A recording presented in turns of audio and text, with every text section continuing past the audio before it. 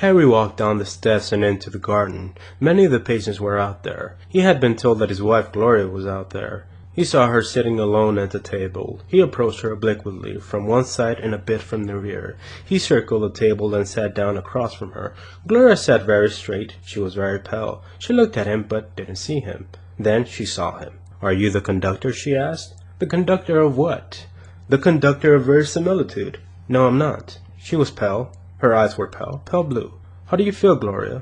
It was an iron table, painted white, a table that would last for centuries. There was a small bowl of flowers in the center, wilted-dead flowers, hanging from sad, limp stems.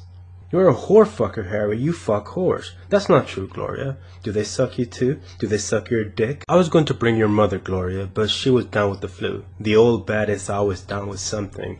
"Are you the conductor?" The other patients sat on the table, or stood up against the trees, or were stretched out on the lawn. They were motionless and silent. "How's the food here, Gloria? Do you have any friends?" "Terrible, and no, whore fucker." "Do you want something to read? What can I bring you to read?" Gloria didn't answer. Then she brought her right hand up, looked at it, clenched it into a fist, punched herself squarely in the nose, hard. Harry reached across and held both of her hands. "Gloria, please."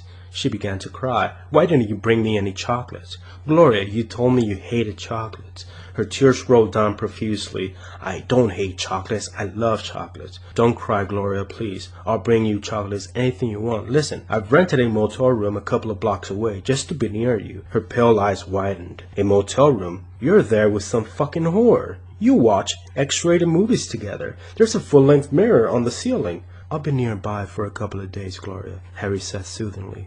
"I'll bring you anything you want." "Bring me your love, then," she screamed. "Why the hell don't you bring me your love?" A few of the patients turned and looked. "Gloria, I'm sure that there's nobody who cares for you more than I do. You want to bring me chocolates? Well, jam those chocolates up your ass." Harry took a card out of his wallet. It was from the motel. He handed it to her. "I just want to give you this before I forget. Are you allowed to phone out? Just phone me if you want anything at all." Gloria didn't answer. She took the card and folded it into a small square. Then she bent down, took off one of her shoes, put the card in the shoe, and put the shoe back on. Then Harry saw Dr. Jensen approaching across the lawn. Dr. Jensen walked up, smiling and saying, "Well, well, well." "Hello, Dr. Jensen," Gloria spoke without emotion. "May I sit down?" the doctor asked. "Surely," said Gloria. The doctor was a heavy man. He reeked of weight and responsibility and authority. His eyebrows looked thick and heavy. They were thick and heavy. They wanted to slide down into his wet circular mouth and vanish, but life wouldn't let them. The doctor looked at Gloria. The doctor looked at Harry.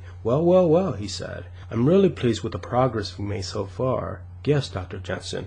I was just telling Harry how much more stable I felt, how much of the consultations and the group sessions have helped. I lost so much of my unreasonable anger, my useless frustration, and much of my destructive self-pity." Gloria sat with her hands folded in her lap, smiling. The doctor smiled at Harry. "Gloria has made a remarkable recovery." "Yes," Harry said, "I've noticed. I think it will only be a matter of a little more time, and then Gloria will be home with you again, Harry." "Doctor?" Gloria asked. "May I have a cigarette?" "Why, of course," the doctor said, pulling out a pack of exotic cigarettes and tapping one out. Gloria took it, and the doctor extended his gold-plated lighter, flicked it into life. Gloria inhaled, exhaled. "You have beautiful hands, Dr. Jensen," she said. "Why, thank you, my dear. And a kindness that saves, and a kindness that cures. Well, we do the best we can around the old place." Dr. Jensen said gently, "Now, if you all both excuse me, I have to talk to some of the other patients." He lifted his bulk easily from the chair and made his way towards a table where another woman was visiting another man. Gloria stared at Harry. "The fat fuck. He is nurse's shit for lunch." "Gloria, it's been wonderful seeing you, but it was a long drive and I need some rest." "And I think the doctor is correct. I've noticed some progress." She laughed, but it wasn't a joyful laugh. It was a stage laugh, like a part memorized. "Haven't made any progress at all. In fact, I retrograded." "That's not true, Gloria. I'm the patient, fishhead. I can make a better diagnosis than anybody." "What's this, fishhead? Has anybody ever told you that you have a head like a fish?" No. Next time you shave, take a look, and be careful not to cut off your gills. I'm going to leave now, but I'll visit you again tomorrow. Next time, bring the conductor. You sure I can't bring you anything? You're just going back to that motel room to fuck some whore. Suppose I bring you a copy of New York. You used to like that magazine. Jam New York up your ass, fishhead, and follow it with time. Harry reached across and squeezed the hand she had hit herself in the nose with. Keep it together. Keep trying. You're going to get well soon. Gloria gave no sign that she heard him. Harry got up slowly, turned and walked towards the stairway. When he got halfway up the stairs, he turned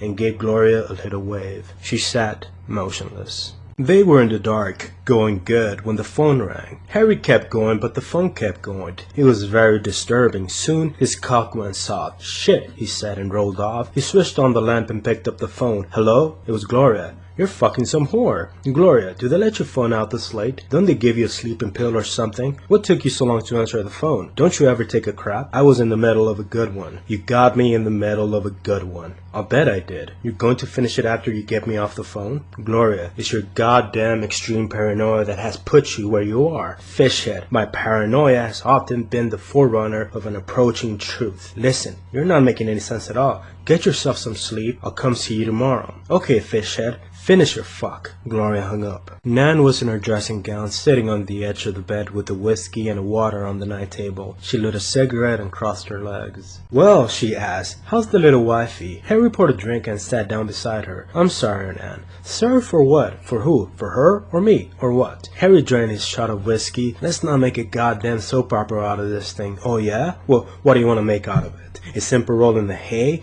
you want to try to finish? Or would you rather go into the bathroom and beat it off? Harry looked at Nan. God damn it, don't get smart. You knew the situation as well as I did. You were the one who wanted to come along. That's because I knew if you didn't take me, you'd bring some whore. Aw shit, said Harry. There's that word again. What word? What word? Nan drained her glass, threw it against the wall. Harry walked over, picked up her glass, refilled it, handed it to Nan, then filled his own. Nan looked down into her glass, took a hit, put it down on the nightstand. I'm going to phone her. I'm going to tell her everything. Like hell you will, that's a sick woman, and you're a sick son of a bitch. Just then, the phone rang again. It was sitting on the floor in the center of the room where Harry had left it. They both leaped from the bed towards the phone. On the second ring, they both landed, each grabbing a piece of the receiver. They rolled over and over on the rug, breathing heavily, all legs and arms and bodies in a desperate juxtaposition, and reflected that way in the full-length mirror over